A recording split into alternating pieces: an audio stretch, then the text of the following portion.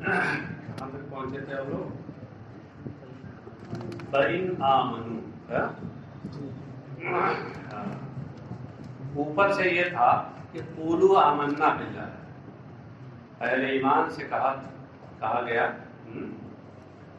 کہ تم لوگ یہ کہو کہ ہم اللہ پہ ایمان لائے اور فلاں فلاں فلاں کتابوں اور نبیوں پہ ایمان لائے، اور ہم ایمان لانے میں تصدیق نہیں کرتے۔ وَإِنْ آمَنُوا بِمِثْلِ مَا آمَنْتُمْ بِهِ فَقَدِ اهْتَدَوْا وَإِنْ تَوَلَّوْا فَإِنَّمَا هُمْ فِي شِقَاقٍ فَسَيَكْفِيكَهُمُ اللَّهُ وَهُوَ السَّمِيعُ الْعَلِيمُ۔ فَإِنْ آمَنُوا، تو اگر یہ یعنی یہود و نصارہ ایمان لے آئیں، بِمِثْلِ مَا آمَنْتُمْ بِهِ، اس پر ایمان لے آئیں جس پر تم لوگ ایمان لے آئے۔ ترجمہ ہم نے کیا کیا؟ اس پر ایمان لے آئے جس پر تم لوگ ایمان لائے۔ یہ اس لیے کیا کہ مثل کو بتا رہے ہیں، جو مثلی میں جو مثل ہے زائدۃ، یہ زائد ہے۔ تو جب زائد ہے تو مطلب یہ ہوا کہ فَإِنْ آمَنُوا بِمَا آمَنْتُمْ بِهِ۔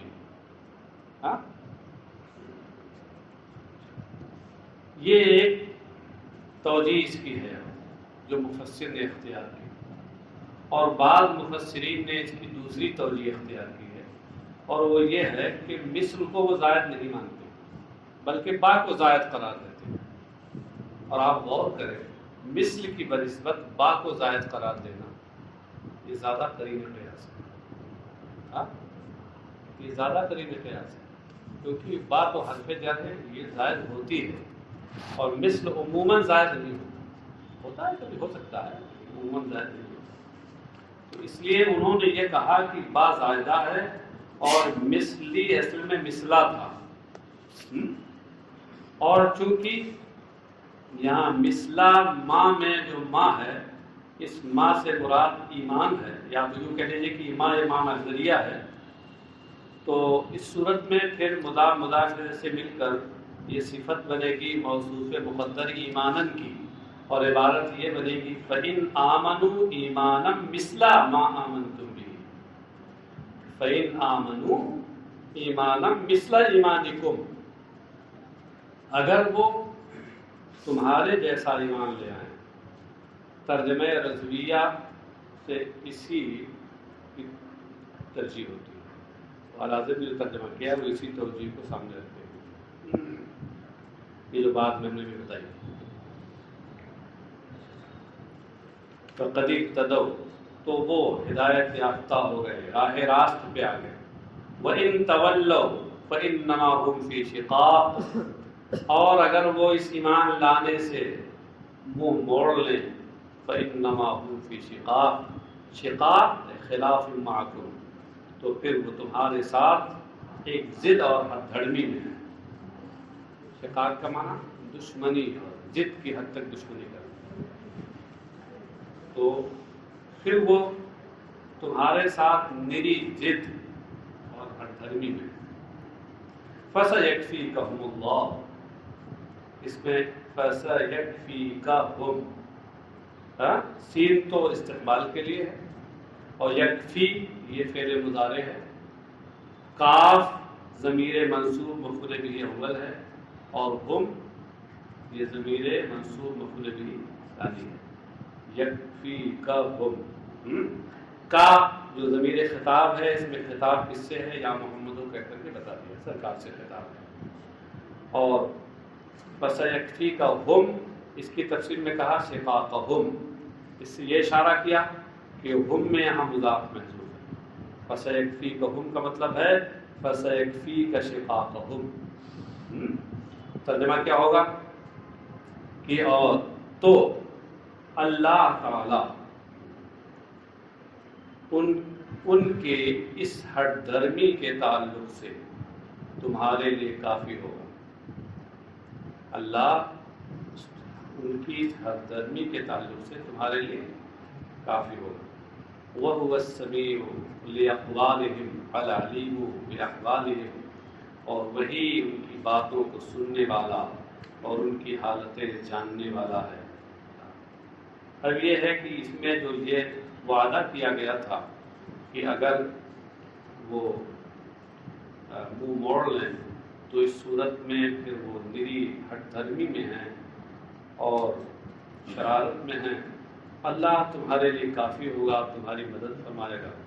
مفسر کہتے ہیں وقت کفاہ اللہ ایاہ بقتل قریظہ ونفی النذیر وضرب الجزیۃ علیہ، اور اللہ تبارک و تعالی نے ان لوگوں کے تعلق سے اللہ تبارک و تعالیٰ نبی اکرم صلی اللہ علیہ وسلم کے لیے کافی ہوا، کفایت فرمائی اس نے، یعنی اپنا وعدہ گویا کہ پورا کیا۔ انجز وعدہ، مفسر نے آپ کے محشر ہے مدد کی کچھ آپ کی، اپنا جو وعدہ کیا تھا فسیکفیکہم اللہ میں، تو اللہ نے وہ وعدہ پورا فرمایا۔ کیسے؟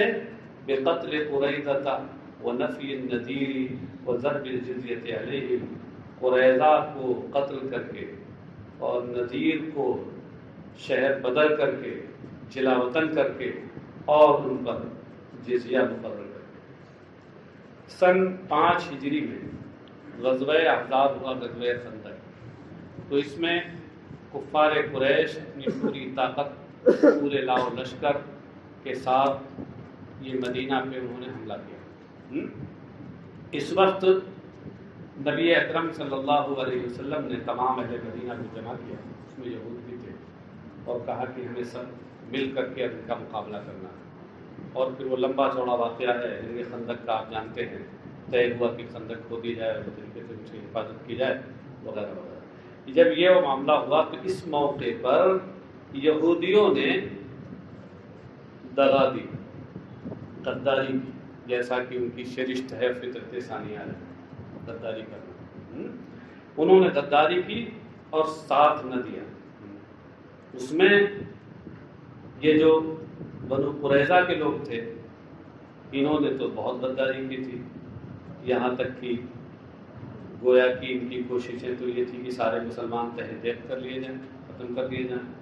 اور جو بنو نذیر تھے، ان کی بھی غداری تھی مگر اس درجے کی نہیں تھی۔ تو اس طریقے سے پھر حضرت سعد بن عبادہ کو حکم بنایا گیا۔ جب سرکار غزوہ خندق سے فارغ ہوئے تو آئے تو سوچا کہ اب ان کا علاج کرنا چاہیے، یہ آستین کے سانپ بہت دنوں کے آستین میں نہیں رکھنے چاہیے، ہاں ان کو ہٹانا چاہیے۔ تو پھر حضرت سعد بن عبادہ کو سرکار نے حکم بنایا کہ یہ جو فیصلہ کرنے ہو جائے گا۔ تو انہوں نے کہا کہ قریظہ کے لوگ جو ہیں ان کو تو قتل کر دیا جائے، اور بنو نذیر جو ان کا جرم تھوڑا ہلکا ہے تو ان کو ایسا ہے مدینے سے باہر کر دیا جائے، ہاں خیبر بھیج دیا جائے، اور ان پر ٹیکس اور جزیہ بھی کرے۔ تو اس طریقے سے اللہ تبارک تعالیٰ نے ان یہودیوں کے تعلق سے نبی اکرم صلی اللہ علیہ وسلم کی کفایت فرمائی اور ان کی حفاظت فرمائی۔ صبغۃ اللہ، اللہ کا رنگ لیا، صبغۃ اللہ، اللہ کا رنگ لیا، یعنی سبغنا اللہ یا سبغنا اللہ، اللہ نے ہمیں رنگا۔ اصل میں یہ ہے سبغنا اللہ صبغۃ، اللہ نے ہمیں ایک خاص رنگ میں رنگا۔ اس رنگ سے مراد یہ نیلا پیلا سفید یہ نہیں ہے، رنگ سے مراد معنوی رنگ یعنی ایمان کا رنگ ہے، لیکن اس کو استعارہ کے طور پر یعنی ایمان لانا مراد ہے۔ اللہ نے ہمیں خاص رنگ میں رنگا یعنی ایمان کے رنگ میں رنگا۔ اس طرح ایمان کو اور ایمان سے کے جو آثار اور نتائج ہوتے ہیں ان کو ایک رنگ سے تشبیہ دی، اور رنگ جو مشبہ بھی ہے اس کو عبارت میں صراحتاً ذکر کر دیا۔ تو اس طرح صبغہ میں استعارہ تصریحیہ اصلیہ ہے۔ تصریحہ تو اس لیے کہ مشبہ بھی کو صراحتاً عبارت میں ذکر کر دیا گیا، اور اصلیہ اس لیے کہ جو استعارہ مشتق میں جاری ہوتا ہے وہ طبعیہ ہوتا ہے، اور جو غیر مشتق میں جاری ہوتا ہے وہ اصلیہ ہوتا ہے، اور یہ غیر مشتق ہے صبغہ۔ تو اس طرح یہاں اختیار اصلیہ ہو. اور اگر سبغنا میں اگر جاری کریں آپ تو تشریحیہ تو رہے گا مگر طبیعہ ہو جائے گا کیونکہ وہ تو مشتق ہوتا ہے نا. اچھا سر، اب ظاہر سی بات ہے کہ جب صبغہ سے مراد ایمان لانا ہے تو پھر اس سے پہلے جو آیا ہے قولوا آمنا باللہ وما انزل الینا وما انزل الی ابراہیم واسماعیل، یہ جو آیا ہے آگے اوپر ہم ایمان لائے، تو اسی مضمون کو دوبارہ صبغۃ اللہ میں بیان کیا گیا. اور جب ایک مضمون کو دوبارہ بیان کیا جائے تو اس صورت میں وہ تاکید ہو جاتی ہے. اس لیے مفسر کہتے ہیں مصدر مؤکد لآمنا، صبغۃ اللہ یہ مصدر ہے یعنی مفعول مطلق جو تاکید کرنے والا ہے آمنا کی. اس سے پہلے جو آمنا آیا ہے اس کی تاکید کرتا ہے، اس لیے کہ اس کی اصل ہے صبغنا اللہ صبغتن، اس کا مطلب ہے آمنا بفضلہ وکرمہ، ونسبہ بفعل مقدر، اور صبغۃ اللہ کا نسب ایک فعل مقدر کی وجہ سے ہے، وہ ہے صبغنا اللہ. والمراد بها دینہ الذی فطر الناس علیہ لظہور اثرہ علی صاحبہ کالصبغ بہ، اور اس سے مراد اللہ کا دین ہے. دین کہہ لیجئے ایمان کہہ لیجئے، دونوں چیز ہے، بات وہی ہے. میں نے بھی ایمان والی توجیہ کی ہے، وہ بھی صحیح ہے. اس سے مراد اللہ کا دین ہے کہ اللہ نے جس پر لوگوں کو پیدا فرمایا، فطری دین. فطری دین کون ہے؟ دین اسلام. تو یہ مراد کیوں ہے؟ لظہور اثرہ علی صاحبہ کالصبغ فی الثوب، کیونکہ اس کا اثر اس دین والے پر ایسے ہی ظاہر ہوتا ہے جیسے رنگنے کا اثر کپڑے میں ظاہر ہوتا ہے. رنگ کا اثر جیسے کپڑے میں ظاہر ہوتا ہے، ایسے دین کا اثر دیندار میں ظاہر ہوتا ہے، ایمان کا اثر ایمان والے میں ظاہر ہوتا ہے. یہ اسی استعارہ کی طرف اشارہ ہے. استعارہ ظاہر سی بات ہے، استعارہ کی بنیاد تشبیہ پہ ہوتی ہے، اور اسی لیے آپ نے البلاغۃ الواضحہ میں استعارہ کی تعریف یہی پڑھی ہوگی، الاستعارۃ تشبیہ وضفاحۃ طرف ہے. استعارہ تشبیہ کا نام ہے جس کے طرفین میں سے ایک کو حذف کر دیا جائے. ومن احسن من اللہ صبغۃ، اور اللہ سے بہتر کس کا رنگ، اللہ سے بہتر کس کا رنگ. اس کی تفسیر میں مفسر کہتے ہیں اے لا احد احسن من اللہ صبغۃ، یعنی اللہ سے بہتر کسی کا رنگ نہیں. اشارہ اس بات کی طرف کیا کہ من استفہام انکاری کے لیے ہے. صبغۃ جو یہاں منصوب ہے یہ تمییز کی بنیاد پر، احسنوں سے تمییز ہے. وَنَحْنُ لَهُ عَابِدُونَ، جبکہ ہم اس کے عبادت کرنے والے ہیں. اچھا صاحب، یہ جو بات یہاں کہ اللہ کے رنگ میں رہنا، یہ کیوں؟ یہ اصل میں عیسائیوں کا اور یہودیوں کا ایک طریقہ تھا کہ جب کوئی ان کے دین میں داخل ہوتا تو اسے خاص طریقے سے غسل دیتے تھے، رنگ ڈال کر اور نہلا دیتے تھے کہ ہمارے دین کے رنگ میں رنگ گیا. ہاں، تو اس لیے ان کے اس طریقوں کے سامنے رکھتے ہوئے یہ تعبیر اختیار کی گئی صبغۃ اللہ. یہ الٹا سیدھا رنگ، دنیا کا رنگ کیا رنگتے ہو، وہ رنگ رکھو جو پکا رنگ ہو، جو کبھی نہ اترے، نہ دھوپ میں اترے نہ چھاؤں میں اترے، اور نہ زمانے کی درازیاں اسے اتار سکیں. یہ رنگ تو دھوپ میں اڑ جاتا ہے. قال الیہود للمسلمین، آگے ہے قل تحاجونا باللہ وهو ربنا وربکم ولنا اعمالنا ولکم اعمالکم ونحن له مخلصون.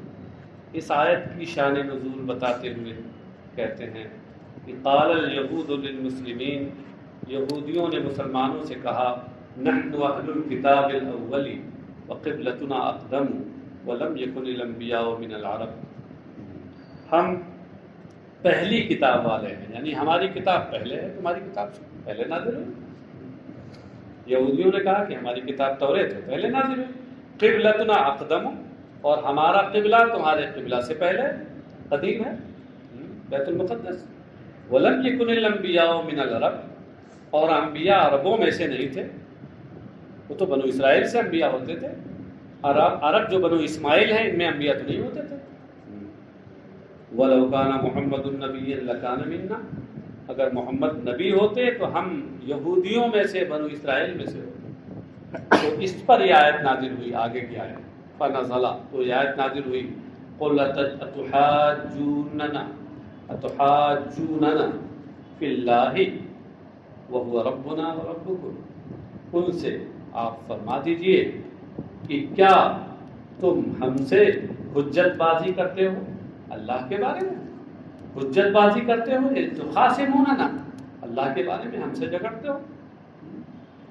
محاجہ کا معنی مخاصمہ ہے، ہیلا حجت کرنا، لڑائی جھگڑا کرنا، بحث و مباحثہ کرنا۔ اللہ کے بارے میں ہم سے حجت کرتے ہو، ان اصطفیٰ نبی من العرب، کہ اس نے عربوں میں سے ایک نبی منتخب فرمایا، عربوں میں سے محمد صلی اللہ علیہ وسلم کو نبی منتخب کیا، تو ہم سے کیوں جھگڑتے ہو تم؟ وَهُوَ رَبُّنَا وَرَبُّكُمْ، وہ ہمارا بھی رب ہے تمہارا بھی رب ہے۔ فَلَهُ أَن يَسْتَفِيَ مِنْ عِبَادِهِ مَن يَشَاءُ، جب وہ ہمارا تمہارا دونوں کا رب ہے اور ہم دونوں اس کے بندے ہیں، تو اپنے بندوں میں سے جس کا چاہے وہ انتخاب کرے۔ وہ تمہارے کا محتاج ہے کیا؟ تم سے رائے لے گا ہم کس کو منتخب کریں؟ وَلَنَا أَعْمَالُنَا وَلَكُمْ أَعْمَالُكُمْ، ہمارے لیے ہمارے اعمال، تمہارے لیے تمہارے اعمال۔ ہمارے لیے ہمارے اعمال کا مطلب کیا ہے؟ نجازہ بہا، نجازہ صیغہ مجہول کے ساتھ، ہمارے لیے ہمارے اعمال جن کا بدلہ ہمیں ملے گا قیامت کے دن، اور تمہارے لیے تمہارے اعمال تجازون بہا، تجازون ذکر فتح کے ساتھ بصیغہ مجہول، جس کا بدلہ تمہیں وہاں دیا جائے گا۔ فلا یبعد ان یکون فی اعمالنا ما نستحق به الاکرام، تو یہ بعید نہیں کہ ہمارے کچھ عمل ایسے ہوں، ہمارے اعمال میں بعض اعمال ایسے ہوں کہ جس سے ہم اکرام و تعظیم، بلکہ اس اعزاز کے ہم مستحق ہوں، اس اعزاز کے مستحق ہوں کہ نبی آخر الزمان ہم ہی میں سے ہوں۔ وَنَحْنُ لَهُ مُخْلِصُونَ، یعنی مخلصون الدین والعمل دونکم، جب کہ ہم دین اور عمل صرف اور صرف اسی کے لیے کرتے ہیں، خالص اس کے لیے کرنے والے ہیں، دونکم تم نہیں، دونا بمانا غیرہ، نہیں ہم مخلص ہیں دین میں اور عمل میں، کہ ہم اس دین اور عمل کو خالص اللہ کے لیے کرتے ہیں، اور تم اس کے لیے نہیں، تم تو اپنا رنگ جمانے کے لیے کرتے ہیں۔ فَنَحْنُ أَوْلَىٰ بِالِاسْتِفَاءِ، لہذا منتخب کیے جانے کے ہم زیادہ حقدار ہیں۔ استفاء کا معنی انتخاب، اولا بمعنی احق۔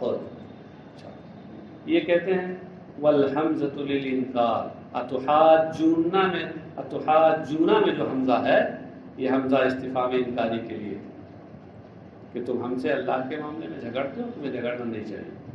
اور آگے اس کے بعد جو وَهُوَ رَبُّنَا وَرَبُّكُمْ وَلَنَا أَعْمَالُنَا وَلَكُمْ أَعْمَالُكُمْ وَنَحْنُ لَهُ مُخْلِصُونَ، یہ تینوں جملے حال ہیں، بظاہر دیکھنے میں 4 ہیں لیکن غور کیجئے تو ایک لحاظ سے 3 ہی ہیں۔ ایک تو یہ ہے وَرَبُّنَا وَرَبُّكُمْ، ایک جملہ یہ ہو گیا، اور پھر لَنَا أَعْمَالُنَا وَلَكُمْ أَعْمَالُكُمْ، یہ ایک سیاق میں ہے، ایک جملے کے درجے میں ہے، اگرچہ دیکھنے میں 2 درجے جملے، اور پھر آخر میں ایک وَنَحْنُ لَهُ مُخْلِصُونَ، یہ تیسرا جملہ، اس لیے انہوں نے 3 جملے کہے۔ بات سمجھ گئے؟ بیچ والے 2 جملوں کو ایک درجے میں رکھا۔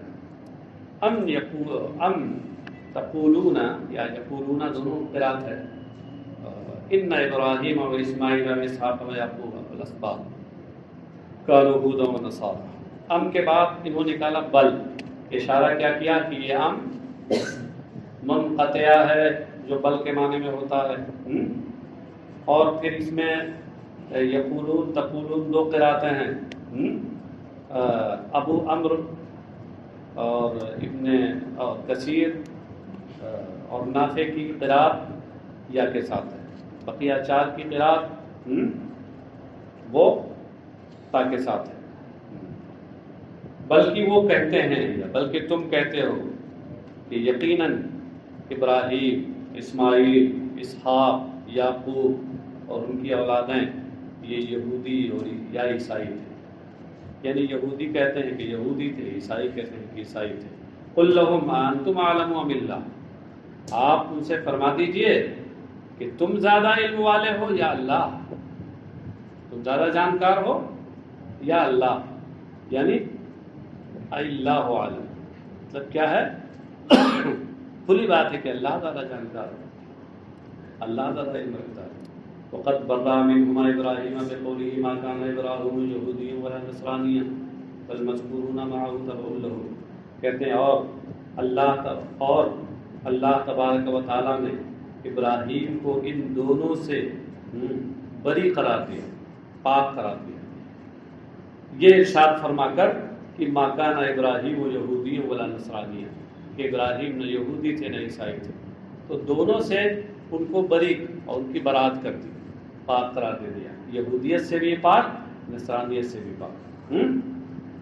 تو یہ حضرت ابراہیم کے بارے میں اللہ تبارک تعالیٰ نے یہ تبریہ فرمایا، لیکن اور جو بعد میں ان کے بارے میں تو تبریہ نہیں فرمایا، کہتے والمذکورون معہ تبع له، اور ان کے ساتھ اور جن لوگوں کا ذکر ہوا ہے وہ انہی کے تابع ہیں، یعنی پہلے تو حضرت ابراہیم اور اس کے بعد ان کے واسطے سے ان کی جو اولادیں انبیاء ہیں ان کو، اور ان کے واسطے سے پھر ان کی جو اولادیں راہ حق پر گئی۔ ومن اظلم ممن کتم شہادۃ عنده من اللہ وما اللہ بغافل عما تعملون، اور اس سے بڑھ کر ظالم کون جو اللہ کی اس گواہی کو چھپائے، جو گواہی اس کے پاس ہے، اس کے پاس ہے کہ مطلب کیا ہے؟ اس کے علم میں ہے، ہاں اس کے اعتقاد میں ہے، اس کے علم میں۔ من کتما یعنی اخفا، کتما کا معنی بتا دیا، اخفا من الناس، یعنی اس سے بڑھ کر ظالم کون ہے جو لوگوں سے اس گواہی کو چھپائے کہ جو گواہی اس کے پاس اللہ کی جانب سے۔ یہ کائناتاً نکال کر یہ بتایا کہ من جاردہ اور اپنے مجرور سے مجرور سے مل کر کے اور کائنہ سے متعلق ہو کر ظرف مستقر ہو کر کے، اور پھر یہ صفت ہے شہادت کی۔ اے لا احد اظلم منہ، یہ کیا بتایا کہ من اظلم من استفہام انکاری کے لیے نفی کے معنی میں ہے، یعنی اس سے بڑھ کر ظالم کوئی نہیں۔ وهم اليهود كتموا شہادت اللہ فی التوراۃ لابراہیم بالحنیفیہ، اور یہ یہودی ہیں جنہوں نے توریت میں حضرت ابراہیم کے لیے دین حنیف یعنی دین اسلام پر ہونے کی کے تعلق سے جو اللہ کی گواہی تھی اس کو چھپایا۔ توریت میں جو حضرت ابراہیم کے تعلق سے اللہ کی جانب سے یہ گواہی تھی کہ ابراہیم دین حنیف پر ہیں، دین اسلام پر، اس کو چھپایا جو، تو ان سے بڑھ کے ظالم کون؟ کوئی نہیں۔ وما اللہ بغافل عما تعملون، اور تم جو کر رہے ہو اس سے اللہ غافل نہیں ہے، بے خبر نہیں ہے۔ یہ ان کے لیے تحدید ہے کہ مطلب بے خبر نہیں ہے، انجام کو پہنچو گے۔ تلک امۃ قد خلت لہا ما کسبت ولکم ما کسبتم ولا تسألون عما كانوا يعملون، وہ امت سے جو گزر گئی، اس کے لیے اس کی کرنی، وَلَكُمْ مَا كَسَبْتُمْ، اور تمہارے لیے تمہاری کرنی، وَلَا تُسْأَلُونَ عَمَّا كَانُوا يَعْمَلُونَ، اور ان کے اعمال کے بارے میں تم سے پوچھا نہیں جائے گا، وہ جو کچھ کرتے تھے اس کے بارے میں تم سے پوچھا نہیں جائے گا۔ تقدم مثلہ، مفسر کہتے ہیں اس بات گزر چکی ہے، تفسیر ہو چکی ہے۔ سيقول السفهاء، آج شروع کر دیجیے تاکہ یہ نہ رہے کہ کل شروع ہوگا۔ سيقول السفهاء من الناس ما ولاهم عن قبلتهم التي كانوا عليها قل للہ المشرق والمغرب یہدی من یشاء الی صراط مستقیم۔ جلد ہی لوگوں میں سے کچھ خفیف العقل، کچھ احمق جاہل کہیں گے، صفحاء صفی کی جمع، یہ جاہل کے معنی میں، تو صفحاء کا معنی جو حال، لغوی معنی بتا دیا۔ لوگوں میں سے کچھ جاہل اور نادان کہیں گے، نادان کون ہے؟ الیہود الناس سے کون مراد ہے؟ الیہود والمشرکین، یعنی یہودیوں اور مشرکوں میں سے کچھ نادان اور جاہل کہیں گے ما ولاہم عن قبلتہم التی کانوا علیہا، ان مسلمانوں کو کس چیز نے ان کے اس قبلہ سے پھیر دیا جس قبلہ پر یہ پہلے تھے؟ یعنی ایو شیء صرف النبی والمؤمنین، ما بمعنی ای شیء، کس چیز نے نبی صلی اللہ علیہ وسلم اور اہل مومنوں کو پھیر دیا ان کے اس قبلے سے جس قبلہ پر یہ تھے؟ علی استقبالها فی الصلاۃ، یعنی نماز میں رخ کرنے میں جس پر یہ تھے، وہ قبلہ کیا؟ بیت المقدس۔ والاتیان بالسین الدالہ علی الاستقبال من الاخبار بالغیب، اور یہاں سیقولوں میں جو سین ہے جو استقبال کو بتا رہی ہے، تو اس سین کو لانا یہ غیبی خبر دینے کے قبیل سے ہے، مستقبل کے بارے میں خبر دی جا رہی ہے کہ قریب کہیں گے، غیبی خبر دی جا رہی ہے، اور ہوا وہی جو اللہ نے اپنے نبی کو وحی کے ذریعے خبر دی تھی تو وہی ہوا۔ یہ اس موقع پہ ہوا تھا جب نبی اکرم صلی اللہ تعالی علیہ وسلم نے ہجرت کے بعد پھر کچھ دنوں تک 16-17 مہینے بیت المقدس کی طرف رخ کر کے نماز پڑھی تھی، اور ان کی خواہش قلبی یہی تھی کہ ہمارا قبلہ قبلہ ابراہیمی ہو، یعنی کعبہ شریف ہو۔ تو اللہ تبارک و تعالیٰ نے اپنے محبوب کی اس پسند کو پسند فرمایا، اور پھر آگے آیت آ رہی ہے، حکم دے دیا کہ اسی قبلہ کی طرف رخ کر لو۔ تو آئے حالت نماز میں سرکار گر گئے، اس قبلہ کی طرف رخ کر لیا، اور جو مسلمان پیچھے تھے نماز میں وہ بھی گر گئے اسی کی طرف۔ قل للہ المشرق والمغرب، آپ فرما دیجئے کہ پورب اور پچھم سب اللہ ہی کا ہے۔ پورب پچھم کا ذکر ہے، مراد ساری سمتیں ہیں، الجہات کلھا، یعنی یہ ساری سمتیں اللہ کی ہیں۔ فیامر بالتوجہ الی جہت الشاء لا اعتراض علیہ، تو وہ جس طرف رخ کرنے کا حکم دے، جس طرف چاہے رخ کرنے کا حکم دے، لا اعتراض علیہ، اس پر کوئی اعتراض نہیں، وہ صاحب اختیار ہے۔ یہدی من یشاء الی صراط مستقیم، یعنی یہدی من یشاء ہدایتہ، اس سے اشارہ یہ کیا کہ یشاء فعل متعدی ہے، اس کا مفعول بھی محذوف ہے، اور اس حذف شدہ مفعول بھی پر قرینہ ہے یہدی، جس میں ہدایت کا معنی پایا جا رہا ہے۔ وہ جسے ہدایت دینا چاہتا ہے اسے سیدھے راستے پر ہی ہدایت دیتا ہے۔ سیدھے راستے سے یہاں کیا مراد ہے؟